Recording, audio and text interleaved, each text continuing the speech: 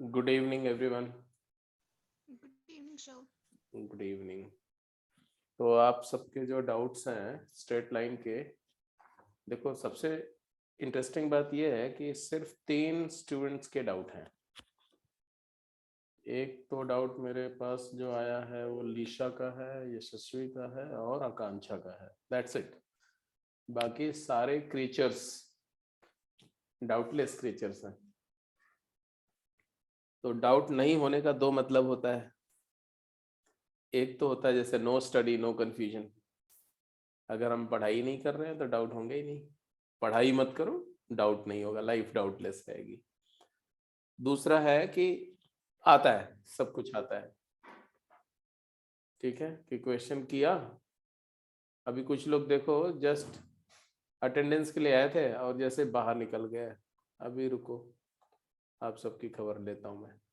हाँ, तो कुछ कुछ लोग का डाउट ऐसा है कि डाउट ही नहीं है। ऐसा हो सकता है कि कुछ एक्सरसाइजेज में आपको बिल्कुल डाउट नहीं हो, बट ऐसा नेक्स्ट टू इम्पॉसिबल है कि आपको सारी एक्सरसाइज, सारी गेम, सारी असाइनमेंट मिला के कोई डाउट ही नहीं। या चलो उससे नहीं है तो कोई अलग से आप क्वेश्चन कर रहे हैं, वहां डाउट होगा। डाउट तो होगा ही होगा, अगर कोई बच्चा पढ़ाई कर रहा होगा तो डाउट के बिना तो हो ही नहीं सकता।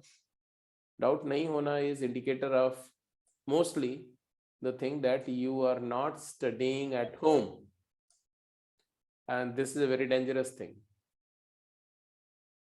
ठीक है, तो अभी without losing time I would like to discuss the doubts जिन बच्चों ने शेयर किया। बट बाकी सारे बच्चों के लिए एक वार्निंग है कि आपके डाउट नहीं हो रहे मतलब आप पढ़ाई नहीं करो। आप पढ़ाई नहीं कर रहे हो मतलब है कि your chances are getting dim,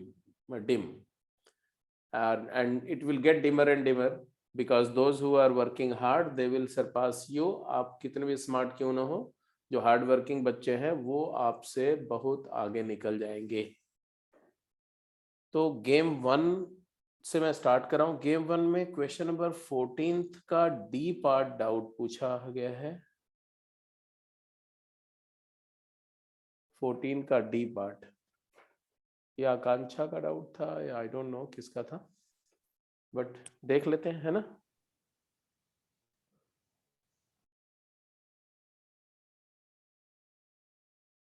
ठीक है, ये लो। हाँ, गेम 1 का 14 का डी पार्ट, स्ट्रेट लाइन की बात कर रहे हैं हम लोग। Straight lines is the topic. Question number 14 का part D. A straight line move so that, a straight line move so that, आप आपके पास गेम होगी, आप उससे रेफर कर सकते हैं, देख सकते हैं। Sum of the reciprocal of its intercept on the axis is constant. मतलब हम x इंटरसेप्ट a मान लें और y इंटरसेप्ट b मान लें तो एक्सरसाइज 2 इंटरसेप्ट फॉर्म में लाइन का इक्वेशन ये है। Let this be the line. क्या गिवन है? गिवन है कि 1/a plus 1/b sum of reciprocal of intercept is constant. समझ रहे हो क्या बोला जा रहा है? इसका मतलब क्या है? इसका मतलब है कि अगर एक लाइन है और उसका x इंटरसेप्ट a है, y इंटरसेप्ट b है, और ये दोनों नंबर के रेसिप्रोकल्स का सम कांस्टेंट है, मतलब एक नंबर है ये और b नंबर है ये, और इन दोनों नंबर्स की रेसिप्रोकल का सम कांस्टेंट है, तो ये इक्वेशन ऑफ लाइन है। ये कंडीशन गिवन है। गिवन कंडीशन को अगर ध्यान से देखो तो आप यहाँ से लिख सकते हैं 1/k/a plus 1/k/b equal to 1। ये कंडीशन गिवन है। इक्वेशन 3, 2 को मैंने 3 में कन्वर्ट कर दिया। अब थर्ड और 1 को ऑब्जर्व करो। Comparing third and 1, comparing equation 1 and equation 3, it is clear that equation 1 satisfies, जल्दी बोलो, the point 1/k comma 1/k। अगर कोई इक्वेशन किसी पॉइंट को सेटिस्फाई करता मतलब वो कर्व उस पॉइंट से पास कर रहा है। This implies the line x/a plus y/b equal to 1 passes through कौन सा point? 1 upon k comma 1 upon k, which is definitely a fixed point. Hello, is that clear? जी Yes. सर। तो fourth का D हो गया बेटा। इसके अलावा और किसी पार्ट में फोर्थ में आपका डाउट नहीं था, मतलब फर्स्ट गेम में? तो फर्स्ट गेम से आगे चलते हैं। गेम नंबर 3 का क्वेश्चन नंबर 23 का सी एंड 24 की बात हुई गेम 3 में। ओके, तो let's go to the game 3, question number 23, game 3 का क्वेश्चन नंबर 23।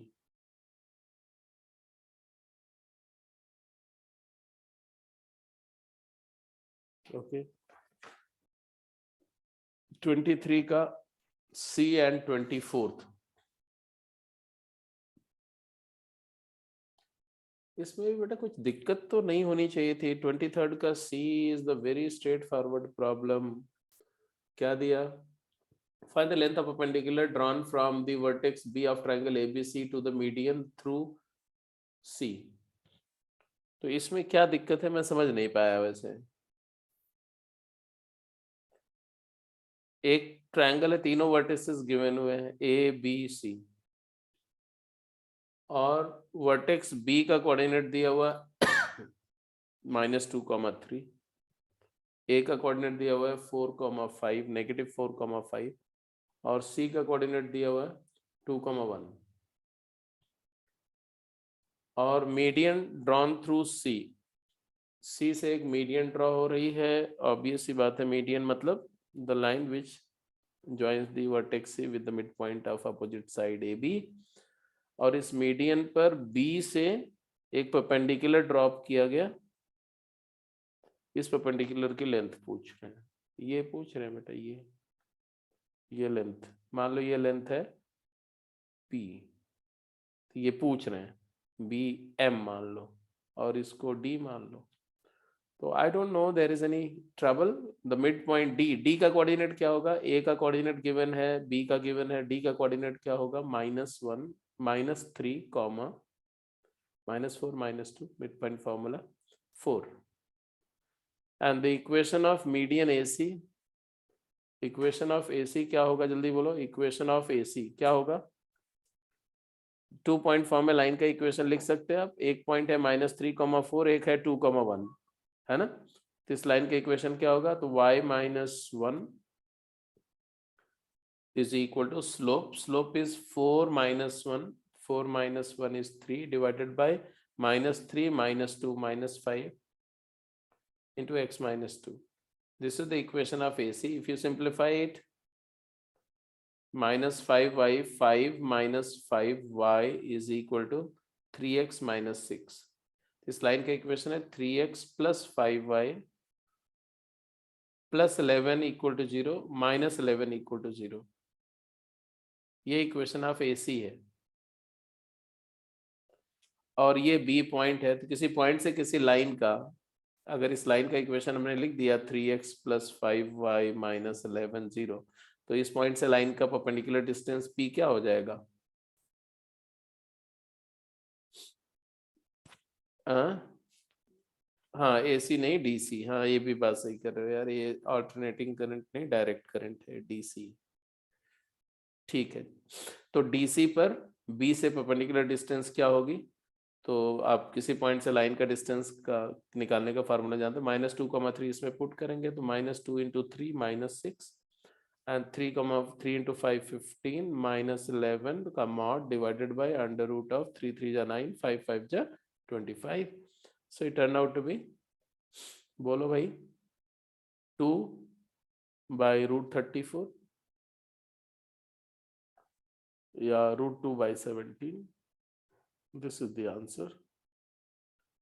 अब इसमें क्या ट्रबल था, क्यों ट्रबल था, I don't know, but this is the answer. See answer भी यही था, 2/17 का स्क्वायर रूट। इसके बाद आपने पूछा 24th, इसी गेम का 24th प्रॉब्लम। 24th प्रॉब्लम क्या है? गेम 3 की ही बात कर रहे हैं हम लोग। बोल रहे हैं obtain the product of perpendicular from x/a cos theta + y/b sin theta and is equal to 1। इससे क्या -1 इक्वल टू 0 इस लाइन पर from under root A square minus B square comma 0 and negative of under root A square minus B square comma 0। ये 2 point है, दोनों से इस line पर परपेंडिकुलर डिस्टेंस निकालनी है। आप जब थोड़ा डिटेल में आगे पढ़ेंगे तो ये एक प्रॉपर्टी है एलिप्स में, बट अभी हम उसकी बात नहीं करेंगे। अभी मैं सीधे से बोल रहा हूँ भाई कि एक लाइन दी हुई है ऐसे और 2 पॉइंट दिए हुए हैं एक्स एक्सिस पर, और उन दोनों पॉइंट से हमें इन लाइन पर परपेंडिकुलर ड्रॉ कर रहे हैं ऐसे, और ये दोनों परपेंडिकुलर की डिस्टेंसेस का प्रोडक्ट पूछ रहे हैं। तो आपको सीधे सीधे डिस्टेंस फार्मूला यूज करना और कुछ ज्यादा करना नहीं है, स्ट्रेट अवे। ये पॉइंट मान लो है, अब देखो रूट ए स्क्वायर माइनस बी स्क्वायर है ना, इसको मैं लैम्डा एज्यूम कर लेता हूँ, लैम्डा अभी फॉर द टाइमिंग, और इसको भी लैम्डा, तो ये माइनस लैम्डा हो जाएगा। तो एक है माइनस लैम्डा कॉमा 0 और एक है लैम्डा कॉमा 0। और ये लाइन का इक्वेशन तो आपको पता ही है। लाइन का इक्वेशन भी अगर हम थोड़ा सा सिंप्लीफाई करना चाहें तो this line I would like to write it like this, bx plus bx cos theta plus ay sin theta minus ab equal to 0। Agreed? कोई दिक्कत तो नहीं Yes. इसमें? No, sir. अब आप लिखो ये वाले, ये लेंथ ऑफ परपेंडिकुलर p1 है और ये लेंथ p2 है, तो what is p1 and what is p2? Right it down. Akanksha आप बोलेंगे p1 क्या होगा? p1 इंटू p2 चाहिए हमें, p1 क्या होगा? p1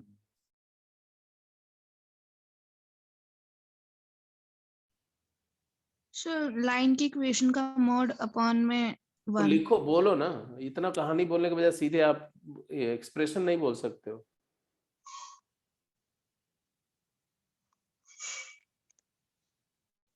इस So पॉइंट mod से इस लाइन की डिस्टेंस क्या होगी? मॉड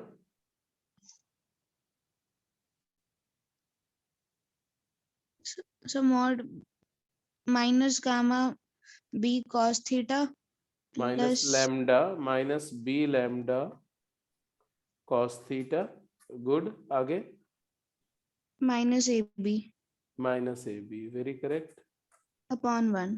अपॉन 1 कैसे होगा 1. जी? 1 कैसे होगा? B square cos square theta plus a square sine square theta होगा ना। So वो b square को वो छोड़ दिया था गलती से. ये सब तभी होता है जब प्रैक्टिस नहीं है। आगे चलो, जब आप ज्यादा क्वेश्चंस करते हैं तब इस तरह की गलतियां नहीं होती हैं। जब आप गेस्ट अपीयरेंस में काम करते हैं तब ऐसा होता है। अगला बोलो, अगले का बोलो फटाफट जल्दी से, क्या होगा? 2-2.5 महीने हो गए स्ट्रेट लाइन दिखाए हुए तभी. क्यों? ये तो गलत बात है ना। स्ट्रेट लाइन पढ़ लिया था, उसके बाद स्ट्रेट लाइन कभी पढ़ने की जरूरत नहीं पड़ा, 1-2 सवाल करने की जरूरत नहीं पड़ा। चलो यहाँ से करो, लैम्डा 0 चैप्टर शुरू हो गया था ना तभी. So lambda x cos theta lambda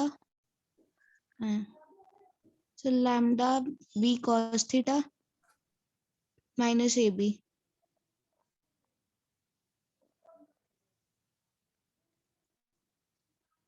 So b square cos square theta plus a square y sin theta. A square sine square theta. अब जरा न्यूमरेटर में देखो, ये माइनस तो हटा दो, माइनस कॉमन लेके मॉड है तो माइनस हट जाएगा, तो आप यहाँ पर प्लस लिख सकते हो। ये माइनस हट गया, यहाँ पर प्लस लिख दें, चलेगा? Mod of minus x is mod of x. And अब ये दोनों mod A into mod B is mod A B, mod x into mod y को आप मॉड एक्स इंटू वाई लिख सकते हो। तो अगर आप दोनों को, इस एक्सप्रेशन को और इस एक्सप्रेशन को मल्टीप्लाई करोगे तो एक अल्फा प्लस बीटा एक अल्फा माइनस बीटा है, तो क्या हो जाएगा ये? Alpha plus beta into alpha minus beta is alpha square minus beta square. तो b square lambda square cos square theta minus a square b square, और denominator में क्या आ जाएगा? B square cos square theta plus a square sine square theta. Hello, बोलो बोलो। Yes sir. अब lambda square की वैल्यू डालो, बी स्क्वायर तो कॉमन ले सकते हो आप, बी स्क्वायर को बाहर निकाल दो। लैम्डा स्क्वायर क्या था, लैम्डा किसको लिया था हमने, रूट ए स्क्वायर माइनस बी स्क्वायर, तो लैम्डा स्क्वायर क्या है, a square minus B square into cos square theta minus a square divided by b square cos square theta plus a square sine square theta. Hello, ठीक है यहां तक? बोलो। Yes sir. अब मैं ही कुछ करूंगा, थोड़ा आप भी सॉल्व कर लो। यहां पर या तो कॉस में कन्वर्ट कर दो या तो साइन में। जैसे ऊपर कॉस में है तो ऊपर वाले को सिंप्लीफाई कर दो, क्या आएगा, वैसे बी स्क्वायर रहने दो, मॉड के अंदर क्या आएगा, a square cos square theta, a square cos square theta minus a square, तो a square into cos square theta minus a square -1 और minus B square cos square theta,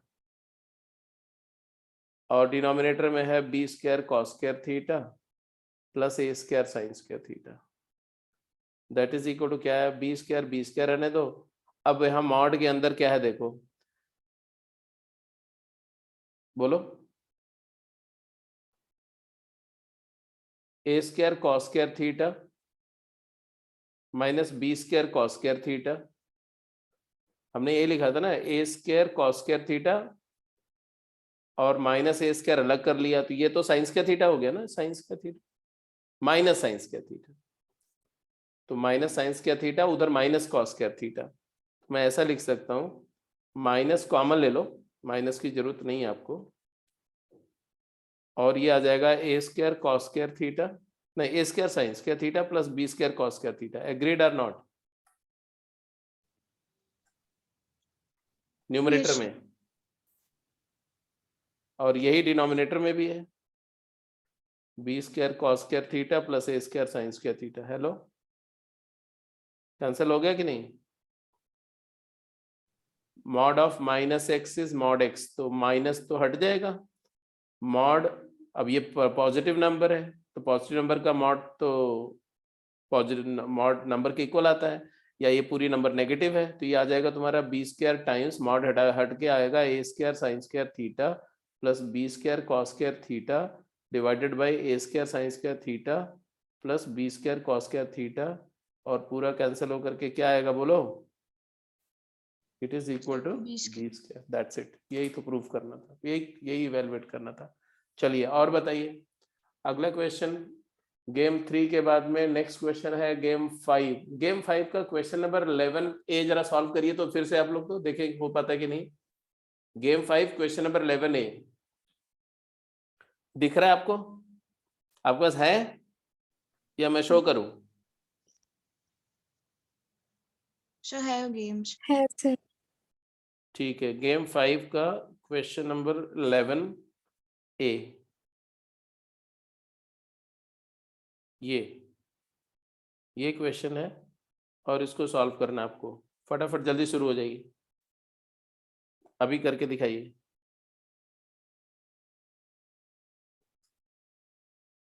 दो minute time है आपके पास में वर्कआउट करने के लिए, नहीं होगा तब मैं बताऊंगा। हुआ हुआ कि नहीं? 11A और 11C दोनों ही डाउट था एक्चुअली, हुआ कि नहीं हुआ? सर हो ए गया। और बी के कोऑर्डिनेट्स निकाल लिए पहले तो 11th के ए में। क्या कर दिया, क्या ए और बी के कोऑर्डिनेट्स निकाल दिए। कैसे निकाले बताओ मुझे। सर वो फैमिली ऑफ स्ट्रेट लाइंस नहीं था, मतलब पहले तो उसको सिंप्लीफाई कर दिया, b x plus a y minus a b plus gamma multiply by वो second equation. Okay, lambda L1 plus lambda L2 type का कुछ। यस सर, वहां से निकाल दिए। ठीक है, तो एक लाइन तुम्हारी ये पहली लाइन जो दी हुई है वो bx, वैसे इसी फॉर्म में भी रख सकते हो, ऐसा कुछ नहीं है, तो अगर मैं इसी फॉर्म में ही रहने देता हूँ मान लो, बाद में देख लेंगे जब सिंप्लीफाई करना हो, तो x by a plus y by b -1 plus lambda times, ये वाली कौन सी है, x by b plus y by a -1 0, ये लाइन है। ये कौन सी लाइन है? ये वाइट वाली लाइन है जो इन दोनों के, ये लाइन कौन सी लाइन का इक्वेशन लिखा मैंने, ये वाली लाइन L1 है और ये वाली लाइन L2 है, और ये जो इक्वेशन लिखा गया वो L, ये this plus lambda times L2 equal to 0, ये इक्वेशन ऑफ दिस लाइन है, इस लाइन का इक्वेशन है finally. L1 plus lambda L2 0, ये लाइन कट कर रही है किसको, एक्स एक्सिस को, दो पॉइंट पर। कौन से पॉइंट पर, A एंड B। मान लो ये A है और ये B है, तो आपने बोला कि आपने A और B के कोऑर्डिनेट निकाल लिए, यही क्या? Yes sir. फिर क्या किया? सर फिर आगे मिड पॉइंट निकालना बाद में। फिर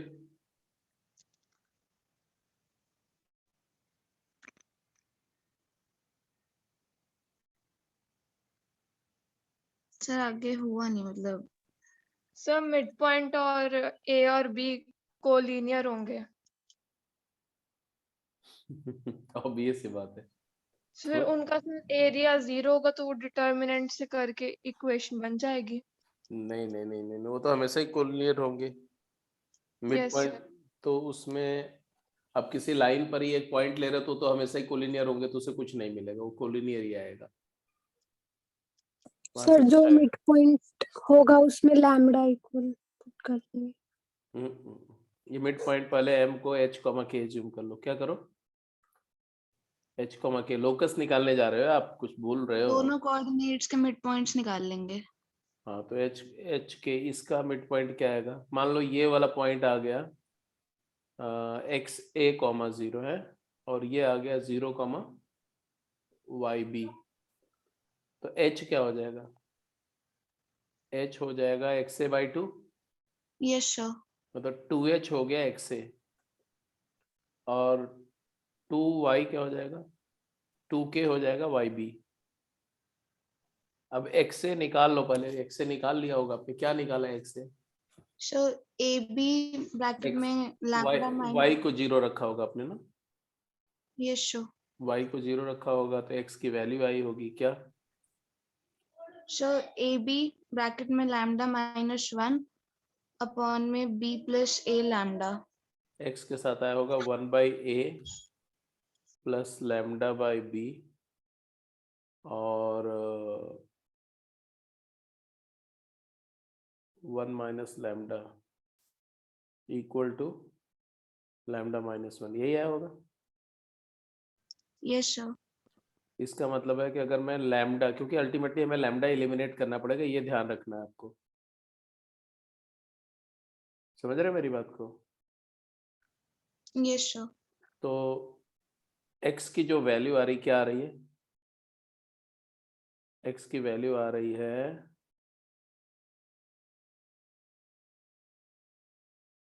यहां लिख दिया मैंने, x की value lambda -1 divided by 1/a plus lambda by B, ये 2h आ गया, एक इक्वेशन यहां से आ गया। और ऐसे 2 के y कोऑर्डिनेट ऑफ b निकालने के लिए आपने x को 0 पुट कर दिया, x को 0 पुट कर दिया इस पूरे इक्वेशन में, तो y की वैल्यू क्या आएगी, तो y/b -1 plus lambda times y upon a -1 equal to 0। तो हमारी y की वैल्यू यहाँ से क्या आएगी, तो y वाला टर्म अलग कर दो, तो y के साथ आएगा 1/b plus lambda by a is equal to lambda minus lambda +1। अच्छा यहाँ पर भी मैंने, एक सेकेंड, सर लैम्डा +1 लैम्डा आएगा। +1 ही आएगा, हाँ बिल्कुल सही बात है, लैम्डा +1 आएगा। तो यहाँ से आ जाएगा तुम्हारा, ये क्या आएगा, लैम्डा +1, तो ये भी आएगा lambda +1 divided by 1/b plus lambda by a, ये 2k आ गया। अब जरा देखो, अगर मैं इक्वेशन, ये दो इक्वेशन जो है ना, अगर इन दोनों इक्वेशन को डिवाइड कर दूं, क्योंकि हमारा पर्पस क्या है, इन दोनों इक्वेशन से h और k के बीच रिलेशन फाइंड करना, लैम्डा एलिमिनेट होना चाहिए। तो अगर हम डिवाइड करें तो h/k की वैल्यू क्या आई, h बाई के की वैल्यू आई, लैम्डा प्लस 1 कैंसिल हो जाएगा जी, तो आप क्या आएगा 1 by b plus lambda by a upon 1 by a plus lambda by b. आ रहा है कि नहीं? Yes sir. यहां से लैम्डा इवेलुएट करना आपको। तो क्या करें, लैम्डा इवेलुएट करने का बेस्ट तरीका क्या है? क्रॉस मल्टीप्लाई कर दो, h upon a plus lambda h upon B is equal to k upon b plus lambda k upon a. फिर लैम्डा वाला टर्म अलग कर दो और बाकी टर्म अलग कर दो, तो आ जाएगा h upon A minus k upon B is equal to, उधर में क्या आया, lambda common, k upon A minus h upon B.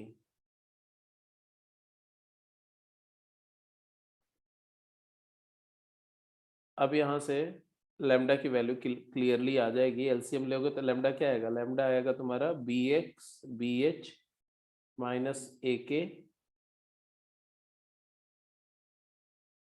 Upon b k minus a H.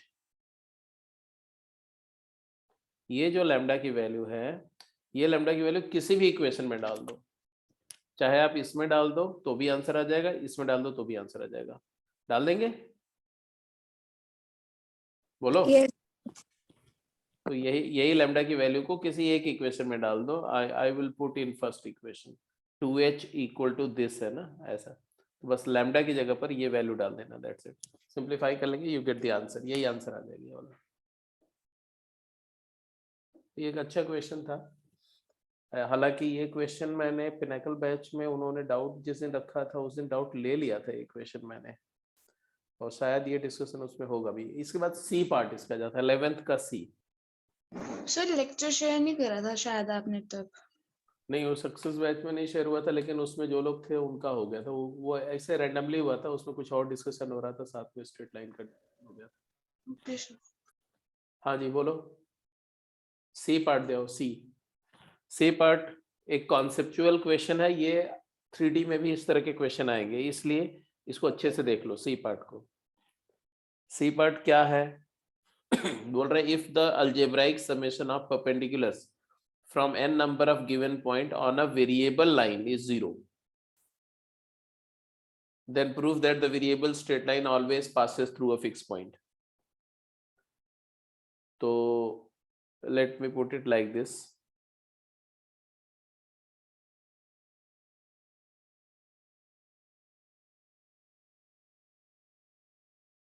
देखो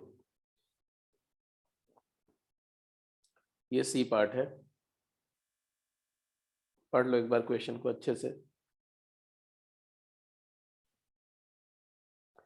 algebraic sum of perpendicular from n points, मतलब है कि एक line दी हुई है जो कि वेरिएबल है। मान लो एक लाइन है, कुछ भी लाइन ले सकते हैं, ऐसे मान लो एक लाइन है, उस वेरिएबल लाइन का मतलब है जनरल लाइन ले लो एक कोई। तो हमने ले लिया ax plus B y plus c0। अब इससे ज़्यादा जनरल लाइन क्या हो सकती है? और इस वेरिएबल लाइन पर n नंबर ऑफ पॉइंट्स हैं जहां से परपेंडिकुलर्स ड्रॉ हो रहे हैं, तो n पॉइंट्स भी ले लेते हैं। n पॉइंट्स मान लो यहाँ एक पॉइंट ले लिया, एक पॉइंट यहाँ ले लिया, एक यहाँ ले लिया, यहाँ ले लिया, यहाँ ले लिया, कहीं भी ले लो, ऐसे इधर भी कुछ ले लिया, ऐसे है ना, ऐसे पॉइंट्स ले ली मैंने। ये पॉइंट क्या है? P1 P2 P3 P4 P5 P6 ऐसे पॉइंट है। Pn माइनस 1 ऐसे, Pn माइनस 2 Pk ऐसे कुछ भी ले लिया। कितने पॉइंट है टोटल? n पॉइंट्स हैं। अब इन पॉइंट से इस पर परपेंडिकुलर ड्रॉप कर रहे हैं इस लाइन पर। M1 M2 M3 are the foot of perpendiculars. मान लो इन परपेंडिकुलर्स की अलजेब्राइक लेंथ अलजेब्राइक लेंथ आपको पता है कि लाइन के एक साइड पर अगर पॉइंट्स का एक्सप्रेशन का साइन पॉजिटिव होता है तो दूसरे साइड पर नेगेटिव होता है। अलजेब्राइक लेंथ का मतलब है मॉड नहीं लेना है, विदाउट मॉड लेंथ डिस्टेंस लेनी है वाली परपेंडिकुलर डिस्टेंसेस अलजेब्राइकली लेनी है विदाउट यूजिंग मॉड। तो कुछ डिस्टेंसेस, कुछ अलजेब्राइक डिस्टेंसेस पॉजिटिव आएंगे और कुछ नेगेटिव। जैसे अगर इस लाइन के अबव जो पॉइंट मैं दिखा रहा हूं उनके लिए अगर पॉजिटिव आ रहा है तो बिलो के लिए नेगेटिव आएगा। Do you agree? Yes sir. तो मान लो एक पॉइंट है पी के और इसका ये है, ये डिस्टेंस जो है ये एम के है, फुट ऑफ परपेंडिकुलर। तो ये डिस्टेंस अगर मैं लिख रहा हूं केथ पॉइंट है तो ये डिस्टेंस को डी के अगर मैं लिखूं डी के, तो डी के क्या लिखोगे बेटा? व्हाट इज डी के? इफ यू राइट डी के, योर डी के विल अपीयर एज ए। मान लो ये पॉइंट कौन सा है? ये x1 y1 पॉइंट है। मान लो ये x2 y2 पॉइंट है, तो ये कौन सा पॉइंट होगा? x के y के। तो a x के प्लस b y के प्लस c, मॉड लगाना नहीं है, by under root a square plus b square, यही होगा ना डिस्टेंस? बोलो। Yes sir.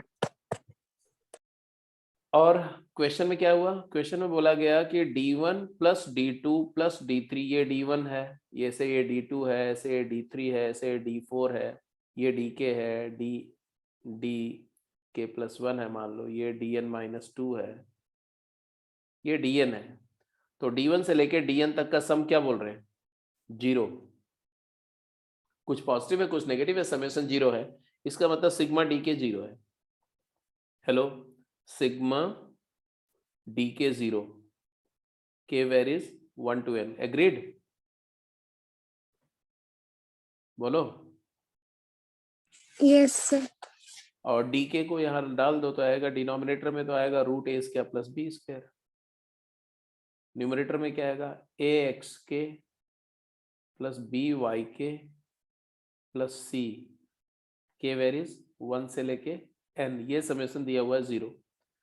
अब ये जो एक्सप्रेशन है इसमें 1 अपॉन अंडर रूट ए स्क्वायर प्लस बी स्क्वायर एक कांस्टेंट है जो मल्टीप्लाई हो रहा है। कांस्टेंट फैक्टर को बाहर ले लो सिग्मा की प्रॉपर्टी से, तो 1 अपॉन अंडर रूट ए स्क्वायर प्लस बी स्क्वायर तो बाहर आ गया।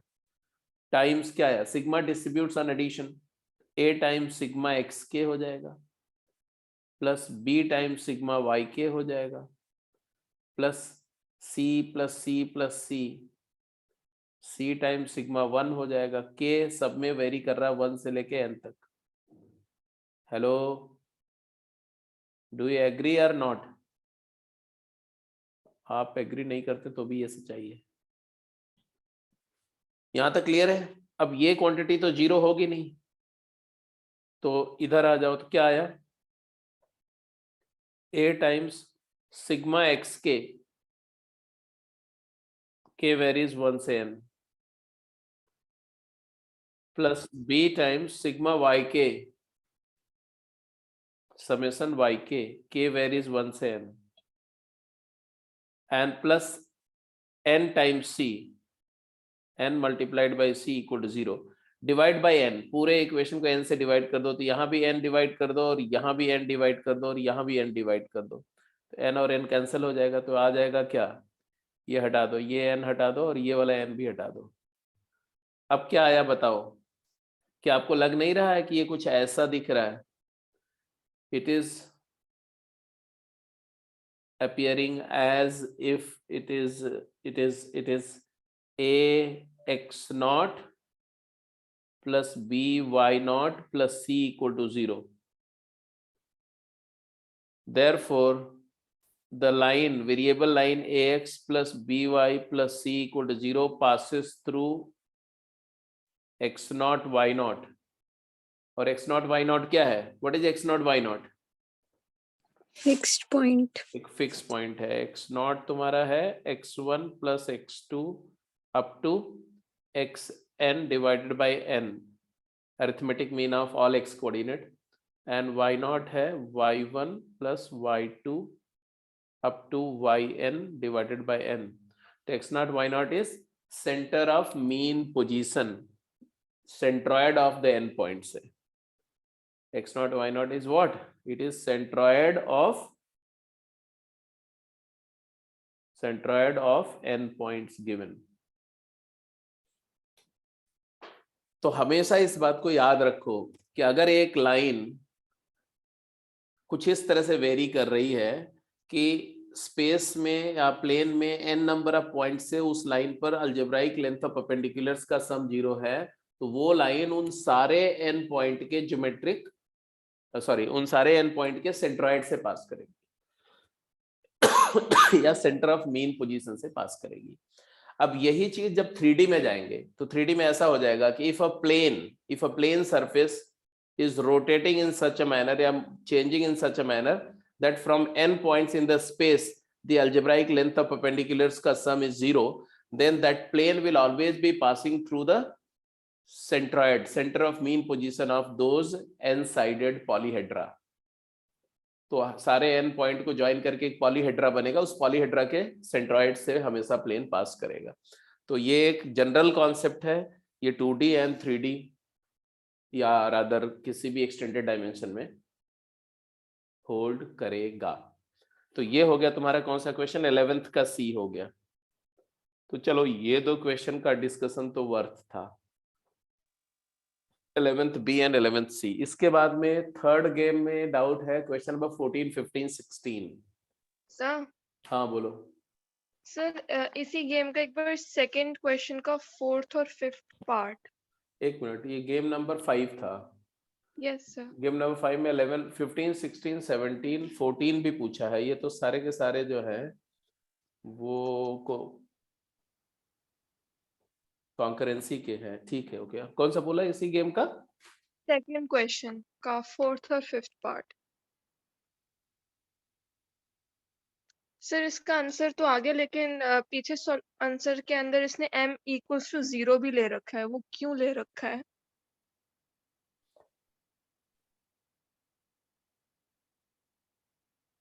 m equal to 0।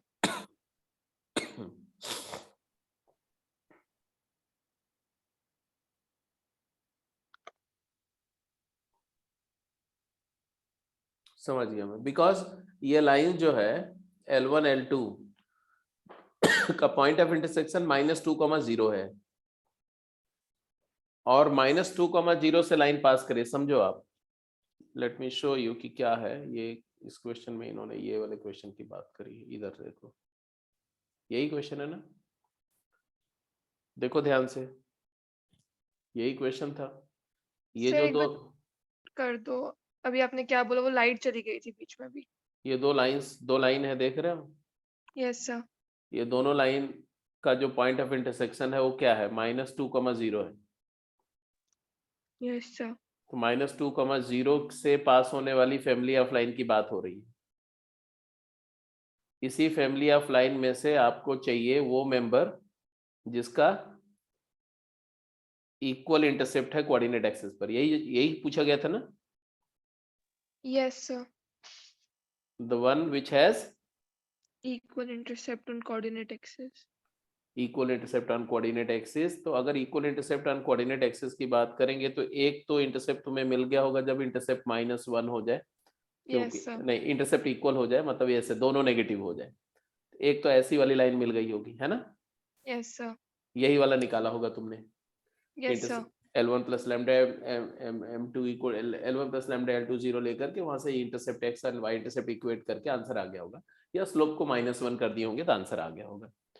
अब स्लोप -1 से आंसर आ गया, ये तो क्लियर है, क्योंकि अगर ये इंटरसेप्ट -a है और ये इंटरसेप्ट भी -a है तो ऑब्वियसली ये वाला जो है 0, -a पॉइंट हो जाएगा और ये वाला -a, 0 हो जाएगा, तो स्लोप -1 आएगी। इसमें तो कोई डाउट नहीं है। Yes sir. तो m इक्वल टू -1 से 1 आ जाएगा। बट एक चीज सोचो कि अगर ये वाली लाइन के बारे में जरा ध्यान दो, कौन सी? जो लाइन हॉरिजॉन्टल लाइन है यहीं से पास कर रही है, ये x एक्सिस हो जाएगी। ये यस सर। x एक्सिस का भी x एक्सिस ओरिजिन से पास कर रहा है, यस सर। तो ओरिजिन से पास कर रहा है तो x इंटरसेप्ट इसका क्या मानोगे आप? 0। तो इस x एक्सिस के लिए भी आप बोल सकते हो कि x intercept is 0 and y intercept is 0। Yes sir. Although इस जो जो m इक्वल टू 0 के कॉरस्पॉन्डिंग जो आया, ऑल्दो m इक्वल टू 0 के कॉरस्पॉन्डिंग इस लाइन का x इंटरसेप्ट इनडिटर्मिनेट है। x intercept can be anything, आप 1 मान लो, 2 मान लो, 3 मान लो, बट 0 भी मान सकते हो। तो बोल रहे हैं कि अगर x इंटरसेप्ट 0 और y इंटरसेप्ट 0 अगर इस लाइन के लिए मान रहे हैं तो कोई बुराई नहीं है, ये भी तो सेटिस्फाई करेगा, क्योंकि x एक्सिस का m इक्वल टू 0 के कॉरस्पॉन्डिंग जो लाइन आ रही है, जो मेंबर आ रहा है फैमिली का, इसका भी एक पॉसिबिलिटी है, one possibility of x axis is that its x intercept equal to y intercept equal to 0, although इस लाइन के लिए इन्फिनिट पॉसिबिलिटीज है x इंटरसेप्ट की, बट एक पॉसिबिलिटी है, इसलिए m इक्वल टू 0 भी लिया उन्होंने। अब समझ में आया? Yes sir. सर एक और चीज, इसमें हमने m इज इक्वल्स टू 1 क्यों नहीं लिया केस? क्यों लेंगे केस, ये बता दो। क्यों नहीं लिया आपने पूछा, मैं बोल रहा हूँ क्यों लेंगे। सो वो इक्वल इंटरसेप्ट में तो प्लस माइनस 1 होती है ना m की वैल्यू। ये किसने बता दिया? इक्वल इंटरसेप्ट का मतलब लेंथ ऑफ इंटरसेप्ट इक्वल होगा तो होती प्लस माइनस 1। इक्वल इंटरसेप्ट का मतलब क्या हुआ कि एक्स इंटरसेप्ट भी सेम होना चाहिए वाई इंटरसेप्ट। इस लाइन के लिए तो एक्स इंटरसेप्ट और वाई इंटरसेप्ट अलग अलग नहीं हो जाएंगे। एक्स इंटरसेप्ट अगर प्लस से हुआ तो y intercept minus, x intercept minus से हुआ तो वाई इंटरसेप्ट प्लस से, तो अपोजिट साइन हो गया, तो इक्वल इंटरसेप्ट कैसे बोलेंगे हम इस पे? Okay sir. m equal to 1 अगर होगा तो intercept will be equal in length, but बोलो, equal in length but of opposite sign. Sign. बस इसलिए नहीं लिया क्योंकि वहां पर equal length of intercept question में नहीं पूछा है। क्वेश्चन में पूछा है has equal intercept, equal length नहीं पूछा है।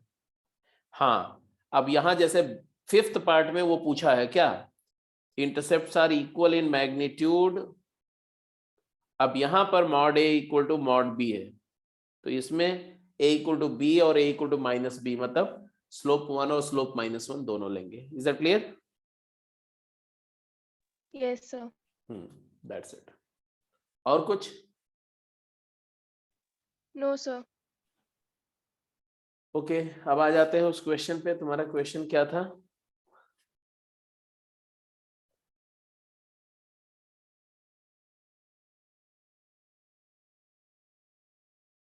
Question number 14।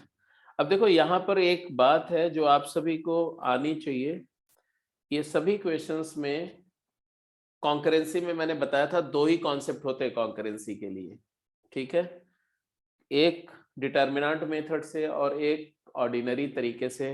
डिटर्मिनेंट मेथड जो है वो मैक्सिमम यूज होता है, और वो क्या होता है वो थोड़ा सा मैं समझा देता हूँ। पहले तो डिटर्मिनेंट क्या होता है, थोड़ा सा मैं एक्सपेंशन सिर्फ बताऊंगा, दैट्स इट। डिटर्मिनेंट क्या, एक स्क्वायर अरेंजमेंट ऑफ नंबर है। It is square arrangement of number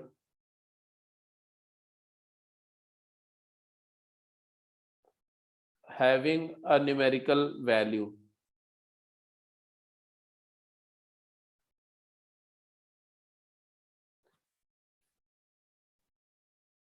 मतलब arrangement in rows and column, जिसमें अगर ऐसा है,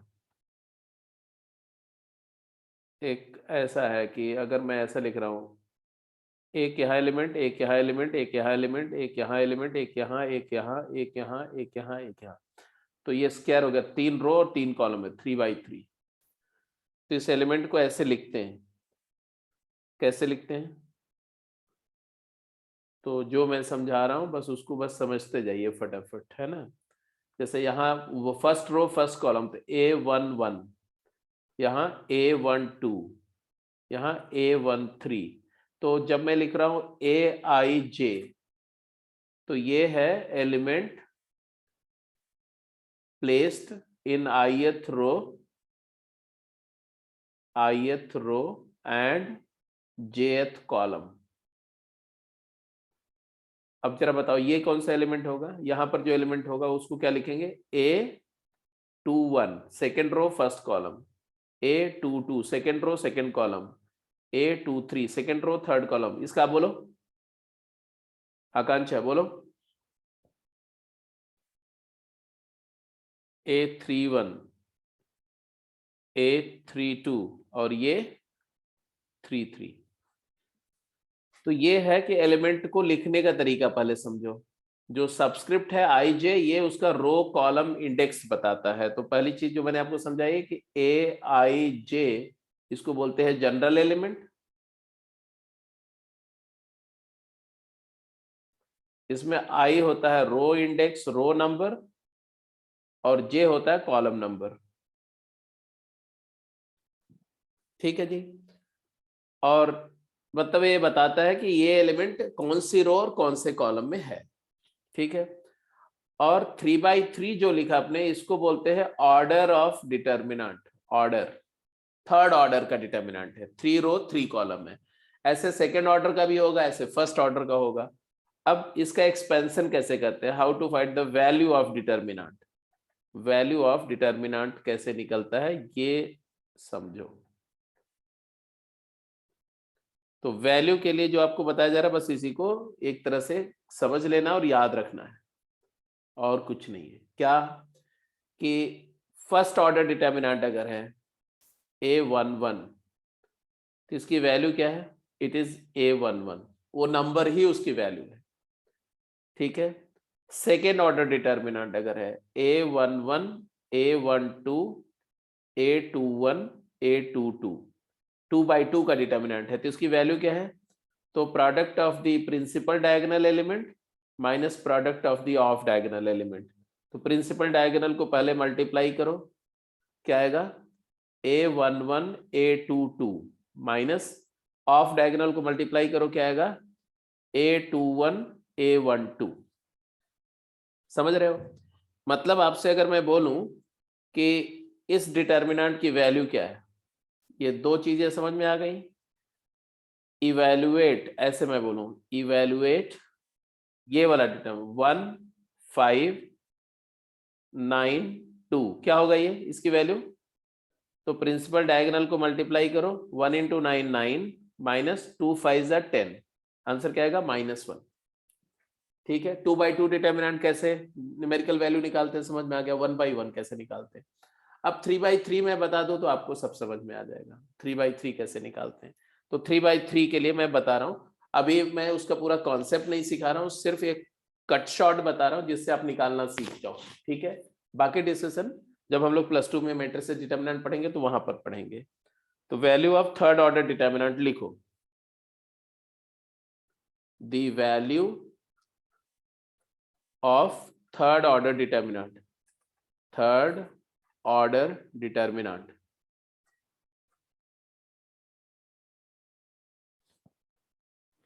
ठीक है। इसमें करते क्या हैं कि एक टर्म डिफाइन करते हैं minor, minor of determinant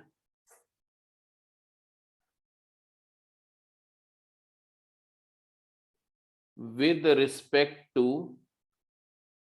an element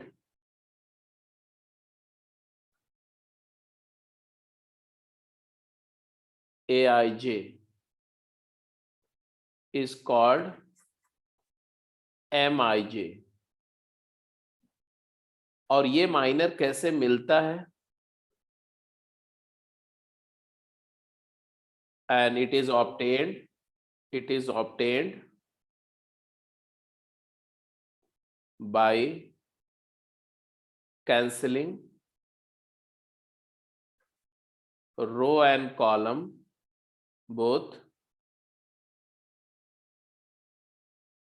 passing through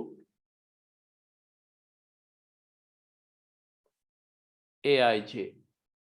कहने का मतलब यह है बेटा कि अगर मैं आपको एक डिटर्मिनेंट दे दूं 3x3 का, ध्यान से सुनो, 3x3 का डिटर्मिनेंट दे दूं A B C B C A C A B, ये डेल्टा है मान लो।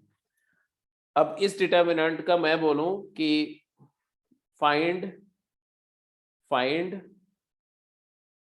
M11 M12 M23, मतलब क्या हुआ कि 1 एलिमेंट का माइनर 1 एलिमेंट के कॉरेस्पॉन्डिंग माइनर। तो 1 एलिमेंट को पहले मार्क करो, ये 1 एलिमेंट है। अब इस 1 एलिमेंट से पास होने वाली रो और कॉलम को कैंसिल कर दो, तो फर्स्ट रो और फर्स्ट कॉलम को कैंसिल कर दो। तो आप देखोगे कि एक डिटर्मिनेंट आपको दिखेगा जिसका ऑर्डर एक कम हो गया। जैसे ओरिजिनल डिटर्मिनेंट 3/3 था, तो ये क्या हो गया 2/2, और 2/2 डिटर्मिनेंट को इवेलुएट करना मैंने आपको बताया है। तो M11 क्या होगा, it is a determinant obtained by cancelling the row and column passing through that element. तो आ जाएगा CAAB, और फिर इसकी वैल्यू आप निकाल सकते हो क्या, BC माइनस A², यही आएगा ना, BC माइनस A², जैसे आपने 2/2 का डिटर्मिनेंट को इवेलुएट करना बताया। ऐसे M12 क्या होगा, M12 बोलो, M12। तो M12 के लिए हम क्या करेंगे, अब हम फर्स्ट एलिमेंट को छोड़ देंगे। कौन सा एलिमेंट की बात हो रही है, हेलो, कौन से एलिमेंट की बात हो रही है, second. First row second column का एलिमेंट, मतलब ये एलिमेंट की बात हो रही है। अब इस एलिमेंट से पास होने वाली रो और कॉलम को हटा दो, तो फिर से तुम्हें एक 2/2 का डिटर्मिनेंट मिलेगा, मिल रहा है ना। उस डिटर्मिनेंट को लिखो तो क्या लिखोगे, BA, रो आएगी BA और सेकंड रो आएगी CB, और फिर इसकी वैल्यू निकालो B² माइनस AC। क्लियर है, this into this minus this into this, ये वाला प्लस और ये वाला माइनस, ये वाला प्लस और ये वाला माइनस, ऐसे करके प्रिंसिपल डायगोनल का प्रोडक्ट माइनस ऑफ डायगोनल का प्रोडक्ट। ठीक है, ऐसे M23 बताओ क्या आएगा, M23 क्या आएगा, फिर अब इसको हटा दो। 2-3 एलिमेंट कौन सा है, सेकेंड रो और थर्ड कॉलम, ये वाला एलिमेंट है। अब इससे पास होने वाले कॉलम और रो को हटा दो, क्या बच रहा है, जल्दी बोलो, AB एंड CA, तो आया A² माइनस BC। तो अगर आपको ये बात समझ में आ गई, तो आपको ये समझ में आ गया कि किसी भी 3/3 के डिटर्मिनेंट के हर एलिमेंट का माइनर निकाल सकते हैं आप। ठीक है जी, हर एक एलिमेंट का माइनर निकाल सकते हैं। अब वैल्यू ऑफ डिटर्मिनेंट कैसे आती है वो देखो, किसी डिटर्मिनेंट की वैल्यू कैसे आती है। तो अब उसके लिए एक टर्म और यही प्रेफर्ड से डिफाइन करो, कोफैक्टर ऑफ AIJ, या कोफैक्टर ऑफ डिटर्मिनेंट, ऐसे लिखो, cofactor of determinant with respect to element Aij called as Cij। और Cij क्या होता है, Cij होता है -1 की power I plus j into Mij। मतलब माइनर के साथ, माइनर को माइनस या प्लस, कुछ एलिमेंट का कोफैक्टर माइनर के इक्वल होगा, कुछ एक का कोफैक्टर माइनर का नेगेटिव के इक्वल होगा। ये कैसे डिसाइड होगा कि माइनर में क्या मल्टीप्लाई करके कोफैक्टर आएगा, +1 या -1, तो बोल रहे हैं -1 की पावर I प्लस j। अगर उस एलिमेंट का रो और कॉलम का नंबर का समेशन ऑड है तो negative of minor will become cofactor. अगर I प्लस j इवन है तो माइनर इटसेल्फ बिकम्स कोफैक्टर। तो कोफैक्टर के लिए हमें सिर्फ ये ध्यान रखना है, ऐसे समझो कि मान लो ये 3/3 का है, तो ये 1-1, पहला एलिमेंट 1-1 होता है, तो 1 + 1 2 होता है, तो ये प्लस साइन, ये जो मैं साइन बता रहा हूं, ये साइन माइनर के साथ लगाना है कोफैक्टर फाइंड करने के लिए। ये 1-2 माइनस है, 1-2 1 + 2 3 ऑड है, तो माइनस प्लस, मतलब यहां प्लस कर दो, फिर ऑल्टरनेट साइन चेंज कर दो, minus plus minus plus minus plus. ये जो साइन मैंने लगाया, this is the sign which is to be prefixed with minor to obtain cofactor. तो कोफैक्टर समझ में आ गया, कोफैक्टर समझ में आ गया ना। कोफैक्टर कैसे निकालेंगे, तो किसी भी एलिमेंट का कोफैक्टर, जैसे अगर मैं बोलूं C23 क्या होगा, तो आप बोलोगे माइनस ऑफ M23। अगर मैं बोलूं C33 क्या होगा, तो आप बोलोगे M33, क्योंकि 3 + 3 इवन होता है। C12 क्या होगा, तो आप बोलोगे 1 + 2 3 ऑड है, तो माइनस ऑफ M12। तो अगर आपको माइनर निकालना आता है तो कोफैक्टर निकालना आता है। क्लियर है। अब आप लिखो value of determinant. Value of determinant, किसी भी डिटर्मिनेंट की वैल्यू क्या है, तो मैं जनरल रूल बता रहा हूं। द वैल्यू ऑफ डिटर्मिनेंट, ये क्या था, ये था sign scheme. Sign scheme to find cofactor from minor, ये वाला जो आपको बताया ये।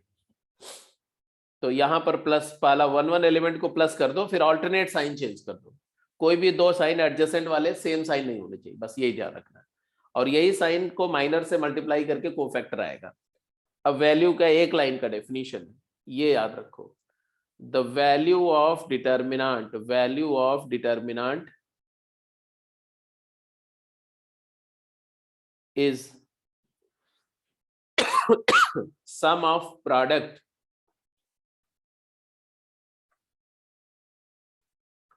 of elements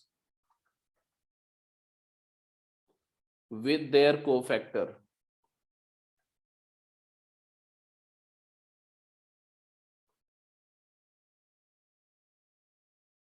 corresponding to any row or column, corresponding to any row और कॉलम। मतलब कि अगर एक डेल्टा डिटर्मिनेंट है जिसका element A11, A12, A13, A21, A22, A23, A31, A32, A33 है, इसकी वैल्यू क्या है, इसकी वैल्यू आएगी, कोई भी एक रो ले लो, कोई भी एक रो। अगर आप फर्स्ट रो लेते हो तो फर्स्ट रो के एलिमेंट लिखो, फर्स्ट रो के एलिमेंट लिखो A11, A12, A13, फिर इन एलिमेंट को उनके कोफैक्टर से मल्टीप्लाई करो तो C11, C12, C13, फिर इनको ऐड कर दो। Summation of the product of element with their cofactor, ये वैल्यू आ गई। और इंटरेस्टिंग बात क्या है कि ये जो नंबर आती है इसको वैल्यू ऑफ डिटर्मिनेंट बोलते हैं, और ये नंबर चाहे जैसे एक्सपेंड करो यही सेम नंबर आती है। जैसे अगर सेकेंड रो से करोगे तो क्या लिखोगे, A21, A22, A23, A21, C21, A22, C22, A23, C23, same value आएगी, जो पहले से आएगी वही दूसरे से आएगी। और या थर्ड से करोगे तो A31, C31 plus A32, C32 plus A33, C33। या अगर फर्स्ट कॉलम से करोगे तो भी वही नंबर आएगी, A11, C11 plus A21, C21 plus A31, C31। तो आपको 6 तरीके हैं, along first row, along second row, along third row, या first column, second column, third column, चाहे जैसे एक्सपेंड करो आपको एक डिटर्मिनेंट के कॉरस्पॉन्डिंग एक ही नंबर मिलेगी, and that number is called value of the determinant. So this is what you need to know, that's it. अब मैं आपको जो बताने जा रहा हूं वो है कॉन्करेंसी का कॉन्सेप्ट क्या है। ठीक है, तो कॉन्करेंसी का कॉन्सेप्ट क्या है जी, अगर 3 लाइंस हैं A1x, ये पहले बताया हुआ है, मैं दोबारा बता रहा हूं, B1y प्लस C10 और A2x plus B2y plus C20 और A3x plus B3y plus C30। और अगर ये तीनों लाइंस कॉन्करेंट है, if these lines are concurrent then तीनों एक ही पॉइंट से पास कर रही होंगी, तो 2 लाइन का पॉइंट ऑफ इंटरसेक्शन से तीसरी लाइन भी पास कर रही होगी। ये L1 0 है, ये L2 0 है और ये L3 0 है। तो तीसरी लाइन जो है L3 can be written as L1 plus lambda L2 0। अगर आप इनमें से कोई भी दो इन दोनों को सॉल्व करो, solve to get point of intersection और अल्फा बीटा, और उस पॉइंट ऑफ इंटरसेक्शन को तीसरे में सेटिस्फाई कर दो, क्योंकि करना चाहिए क्योंकि तीनों एक ही पॉइंट से गुजर रही हैं। तो आपको जो मिलेगा A1 alpha plus B1 beta plus C1 0, वो कुछ मिलेगा ऐसा, एक डिटर्मिनेंट मिलेगा A1 B1 C1 A2 B2 C2 A3 B3 C3। तो ये पूरा मैं क्लास में डिस्कस कर चुका हूं कि यही चीज आएगी, मतलब इसको सॉल्व करके ऐसा आएगा, आप कर लेना solve. A1 B2 C3 minus B3 C2 plus B1 C2 A3 minus C3 A2 plus C1 A1 B2 minus A2 B1, जिसको अब एरिया वाला जो मेथड था ना वैसे, तो मतलब है कि ये चीज ऐसे आ जाएगी। तो मैं उसको अभी वर्कआउट नहीं कर रहा हूं, आप इसको अपने आप कर लेना, ये जो कैसे आएगा ये खुद कर लेना, इसमें कोई बड़ी बात नहीं है। क्लास नोट को रिवाइज कर लेना, तो वहां कराया हुआ है ये चीज, ये डिटर्मिनेंट जरूर। तो अल्टीमेटली आपको क्या करना है, आपको ध्यान से देखना है कि पहले तीनों लाइन का एक्स वाई अलाइनमेंट सही रखो, एक्स वाई और कांस्टेंट के फॉर्म में तीनों लाइन को पहले लिख दो। फिर कोएफिशिएंट्स को हम कंपेयर, कोएफिशिएंट से एक डिटर्मिनेंट बनाएंगे, एक्स के कोएफिशिएंट से फर्स्ट कॉलम, वाई के कोएफिशिएंट से सेकंड कॉलम, थर्ड के कोएफिशिएंट से third column equal to 0। Third coefficient मतलब कांस्टेंट। यही है condition of concurrency, this is condition of concurrency. अब जो क्वेश्चन आपने पूछा है वो मैं डिस्कस करने जा रहा हूं, ठीक है। क्वेश्चन आपने पूछा है 14, 15, 16, 17। तो 14th क्वेश्चन से मैं स्टार्ट कर रहा हूं, ध्यान से देखो। 14th क्वेश्चन क्या था, तो इन्होंने बोला 14th क्वेश्चन में 3 लाइंस हैं, ठीक है। गेम 5 का क्वेश्चन नंबर 14 3 लाइंस है। 14th में 3 लाइन से कौन सा, एक लाइन है P1x plus Q1y equal to 1 and P2x plus Q2y equal to 1 and P3x plus Q3y equal to 1। ये तीनों लाइन कॉन्करेंट है, दे आर कॉन्करेंट। तो ऑब्वियसली कंडीशन ऑफ कॉन्करेंसी क्या बोलती है कि इन तीनों से जो डिटर्मिनेंट बनेगा P1 Q1 और 1 को इधर लाओगे -1, P2 Q2 -1, P3 Q3 -1 equal to 0। और जो डिटर्मिनेंट की प्रॉपर्टी होती है कि आप किसी रो से कोई फैक्टर को कॉमन निकाल सकते हैं बाहर, किसी कॉलम से कोई फैक्टर को कॉमन निकाल सकते हैं, तो आप माइनस बाहर निकाल सकते हैं, माइनस कॉमन ले लिया तो यही आ जाएगा minus of P1 Q1 1, P2 Q2 1, P3 Q3 1 equal to 0। इसी को बोलते हैं area of triangle. Area of triangle whose vertices are P1 Q1 P2 Q2। अगर P1 Q1 एक वर्टेक्स है, P2 Q2 दूसरा वर्टेक्स है और P3 Q3 तीसरा वर्टेक्स है, तो ये ट्रायंगल की एरिया यही आएगी। तो this is called area of triangle ABC 0।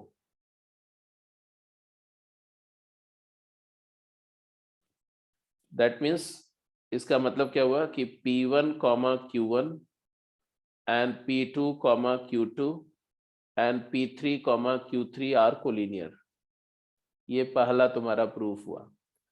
आप अगर आपको लग रहा होगा यार ये एरिया ऑफ ट्रायंगल कैसे हो गया, तो एरिया ऑफ ट्रायंगल मैं प्रूफ कर देता हूँ क्यों हो गया, क्योंकि आप इसको एक्सपैंड कर देते हैं, चलो है ना।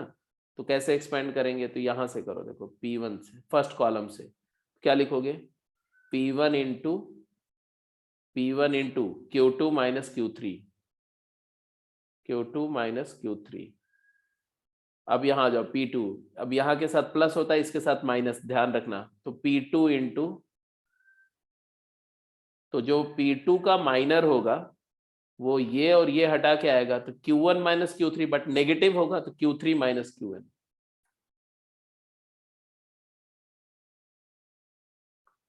एंड फिर P3 इंटू, तो ये तो इवन पोजीशन है तो प्लस Q1 माइनस Q2।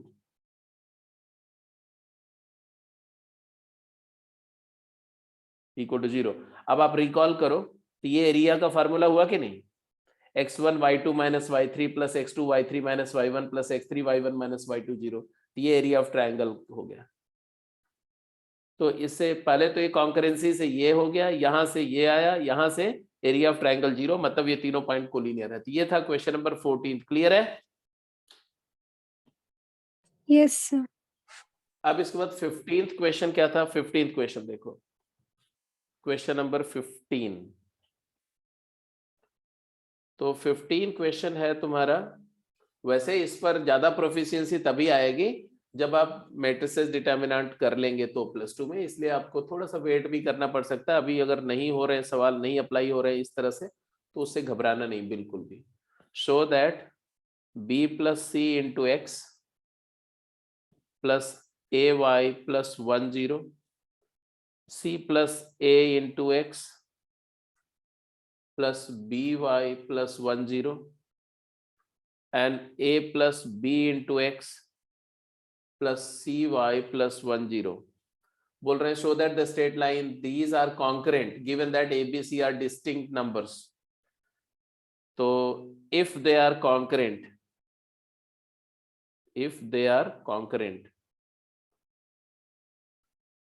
तो क्या आएगा, b plus c a1 c plus a b1 a plus b c1।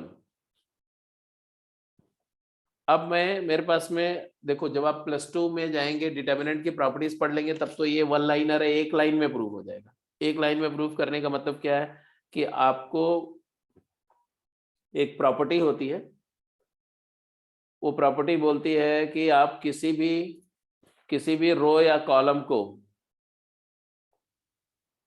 किसी दूसरी रो के कांस्टेंट मल्टीपल को ऐड करने पर डिटर्मिनेंट की वैल्यू नहीं चेंज होती। मतलब किसी भी रो में वही रो के element plus some multiple of parallel row add करने से चेंज नहीं होता। तो उस प्रॉपर्टी से अगर देखें, तो अगर इसमें मैं ऐसा कर दूं कि C1 is replace by C1 plus C2, तो ये ऐसा हो जाएगा A plus b plus c, A plus b plus c, A plus b plus c, यहाँ पर A B C 1 1 1। तो जो डिटर्मिनेंट की ये वैल्यू होगी सेम डिटर्मिनेंट की ये वैल्यू होगी, और यहां से अगर A plus b plus c common ले लो, A plus b plus c times क्या आ जाएगा 1 1 1 ABC 1 1 1। तो ये दो रो आइडेंटिकल हो गई, तो वैल्यू इसकी 0 हो जाएगी, क्योंकि इसके अलावा एक्सपेंड करोगे तो A का कोफैक्टर 0, B का भी, C का भी 0, तो एलिमेंट मल्टीप्लाइड बाय कोफैक्टर 0, तो इसकी वैल्यू 0 हो जाएगी। ये तरीका है जब प्रॉपर्टी से करेंगे। तो मैं बता रहा हूँ +2 कर लेंगे तो आप ऐसे सोचेंगे, बट अभी मैंने बोला सीधे एक्सपैंड कर दो ना, सीधे एक्सपैंड कर दो। तो क्या लिखोगे आप, b प्लस सी इंटू क्या करेंगे, तो b माइनस सी। फिर यहां इस एलिमेंट जाओ, c प्लस ए इंटू क्या करेंगे, c प्लस ए इंटू, तो minus C plus A into a minus सी, तो नेगेटिव है तो उसको c माइनस ए लिख दो, and plus a plus b into a minus b. This मतलब मैं हर बार क्या कर रहा हूं, ये और ये हटा रहा हूं, फिर a minus b, this product minus this product, ऐसे लिख रहा हूं। यहां से आपके पास में जो आएगा, जो एक्सप्रेशन आएगा, वो B square minus C square plus C square minus a square plus a square minus B square. तो ये क्या हो जाएगा, 0 आ जाएगा कि नहीं, बोलो। Yes sir. तो 0 आ गया तो यही तो इसका मतलब कॉन्करेंट है, क्योंकि कोएफिशिएंट का डिटर्मिनेंट 0 हो गया तो देयरफॉर कॉन्करेंट है, देयरफॉर कॉन्करेंट है। तो हमने प्रॉपर्टी को अभी नहीं भी जानते हैं तो भी हो गया, अभी प्रॉपर्टी छोड़ दो। तो ये तुम्हारा 15th क्वेश्चन था। 16th क्वेश्चन थोड़ा सा ट्रिकी था। 16th और 17th दोनों थोड़े थोड़े ट्रिकी थे। तो 16th question shell I discuss?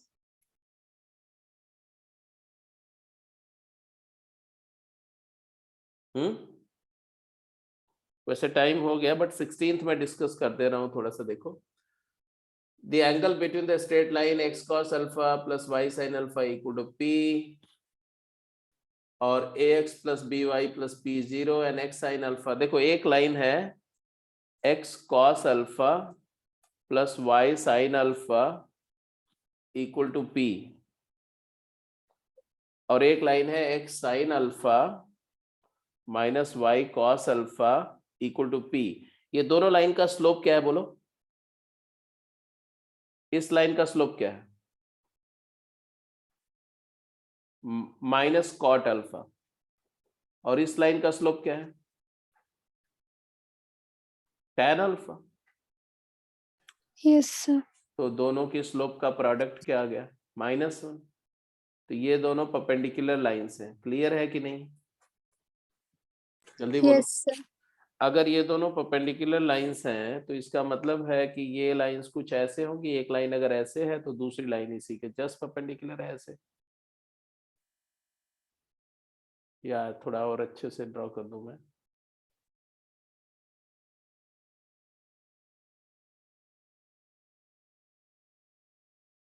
ऐसे।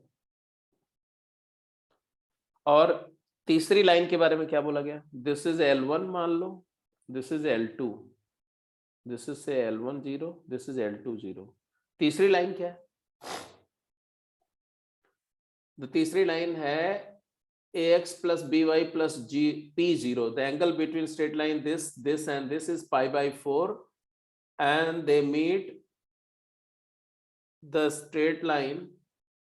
अच्छा हाँ ठीक है, ये वाली लाइन जो थी p नहीं है, एक लाइन 0 है बेटा, ये 0 है, इसका p नहीं है, ये 0 है। एनीवे उससे कोई फर्क नहीं पड़ता। ये लाइन और एक L3 लाइन है, L3 क्या है? ax plus by plus p0। तो बोल रहे हैं L3 और L1 के बीच एंगल π/4 है।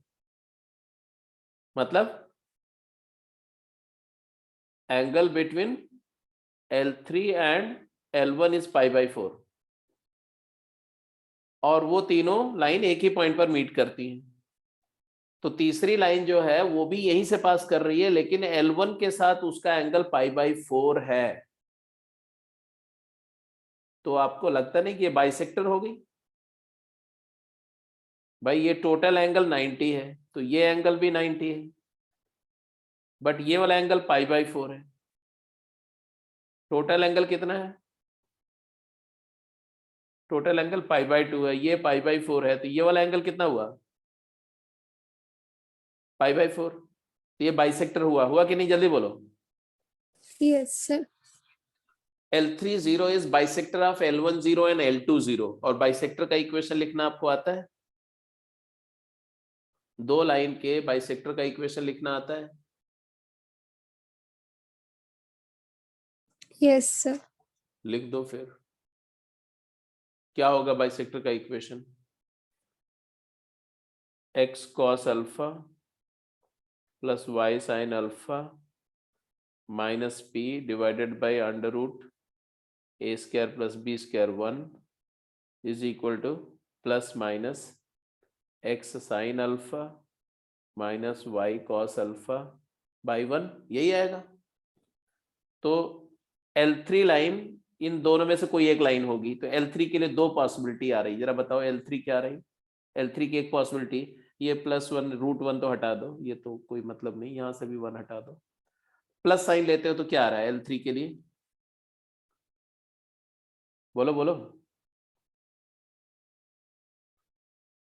x सब कुछ लेफ्ट में लाओ, तो x times cos alpha minus sine alpha plus y times क्या आ रहा है, sine alpha plus cos alpha and equal to p।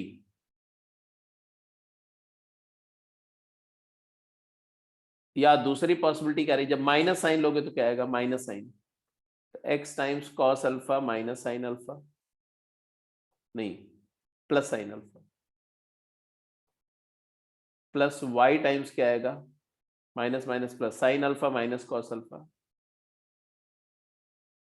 Equal to p। Right, तो या तो L3 ऐसी लाइन होगी या तो ऐसी होगी, बट L3 ये दिया हुआ है, तो होपफुली इट इज डन। कैसे, बिकॉज अगर मैं L3 को कंपेयर करूं, ax plus B y plus equal to p line को अगर मैं इससे कंपेयर करूं, x cos alpha plus sine alpha plus y times sine alpha minus cos alpha equal to p से कंपेयर करूं मान लो, तो मेरे को क्या मिलेगा, राइट साइड तो दोनों का सेम है, तो a की वैल्यू क्या आई, a is equal to cos alpha plus sine alpha आ गया, और b की वैल्यू क्या आई, sine alpha minus cos alpha आ गया, तो obviously a square plus b square is 2, add कर स्क्वायर करके ऐड कर दो, हो जाएगा प्रूफ। और अगर आप तीसरी से कंपेयर कर दो तो भी वही आएगा, x times cos alpha minus sine alpha,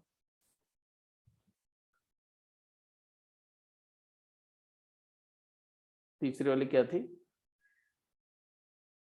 cos alpha minus sine alpha, और y times sine alpha plus cos alpha, sine alpha plus cos alpha equal to p।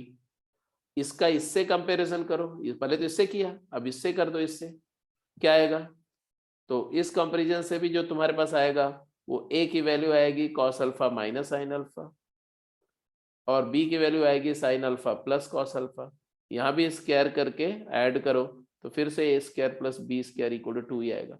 यही प्रूफ करना था कि अगर ये दोनों लाइंस, अगर L3 L1 के साथ 45 डिग्री एंगल बना रही है और L3 L1 उसी पॉइंट से पास कर रही है जहां पर L2 मीट करती है, मतलब तीनों अगर कॉन्करेंट है, तो a square plus b square को 2 प्रूफ करना था, विच इज डन। क्लियर है? Yes sir. तो ये तुम्हारा हो गया गेम 5 के सारे डाउट्स। एक 17th क्वेश्चन भी था, 17th क्वेश्चन जो था वो भी ऐसा था कि p plus q into x plus p plus q into y minus p minus q 0,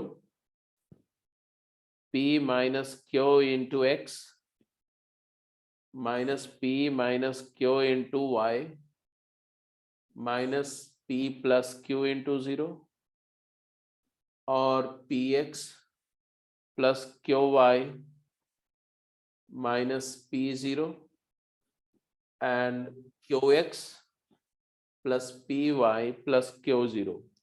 आपको बताना ये चारों लाइन कॉन्करेंट है। मैं आपको हिंट देता हूं, बाकी अपने आप सोच लें। आप कुछ किसी तरीके से, हिंट दे रहा हूं मैं आपको, है ना।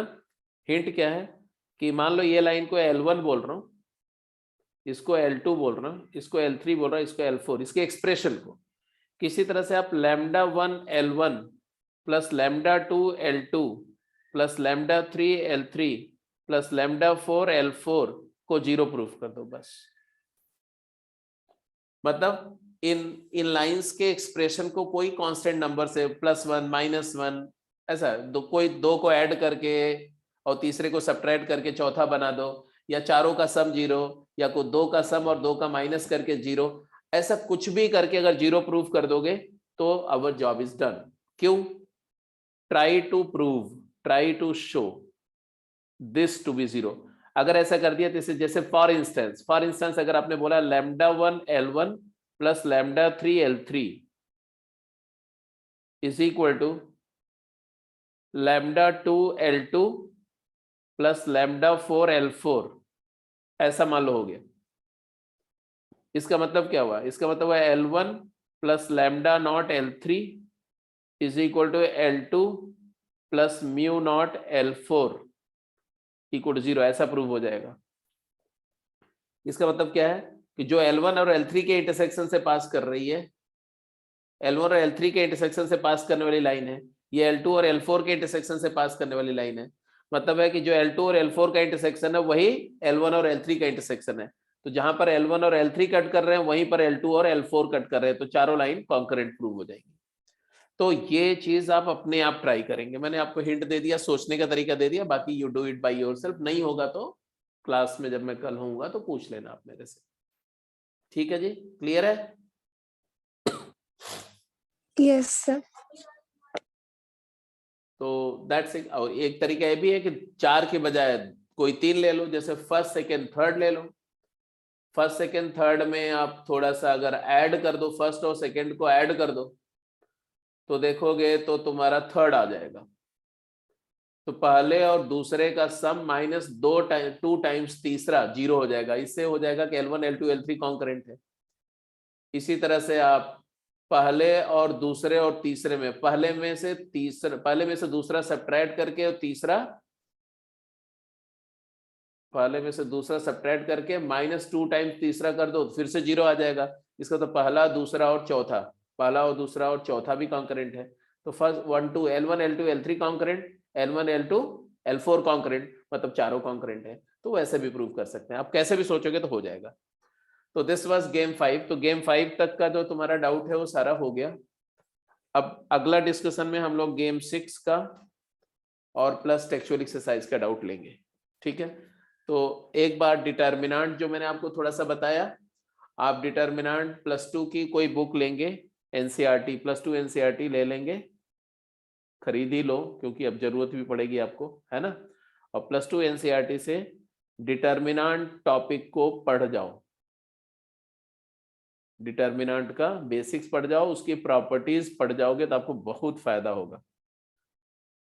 ठीक है, और थोड़े बहुत एक्सपेंशन उसके सीख लो। थोड़ी इतनी प्रैक्टिस है आज के लिए, यही मैं दे रहा हूँ कि आपके लिए होमवर्क हो गया। मान लो इतना कर जाओगे तो थोड़ा सा मतलब कि डिटर्मिनेंट की हेल्प से ट्राइंगल के एरिया निकालना, डिटर्मिनेंट की हेल्प से क्रॉस प्रोडक्ट निकालना वेक्टर्स का, जो आपको फिजिक्स में जरूरत पड़ती है, डिटर्मिनेंट की हेल्प से आप ये सब करना सीख जाएंगे। और इधर तो कॉन्करेंसी में एप्लीकेशन तो हो ही रहा, तो थोड़ा सा अर्ली आपको अपने आप ही लीड मिल जाएगी।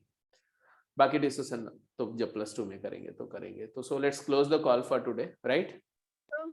हाँ सर नेक्स्ट मंडे को आप सर्कल के डाउट्स ले लो। सर्कल के डाउट तो कल ही होने इवनिंग में, कल पिनाकल क्लास में।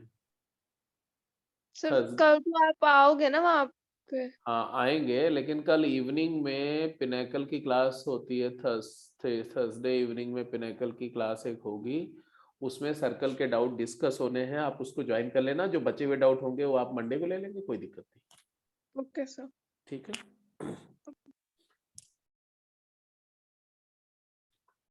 Okay ji, so close the call, bye.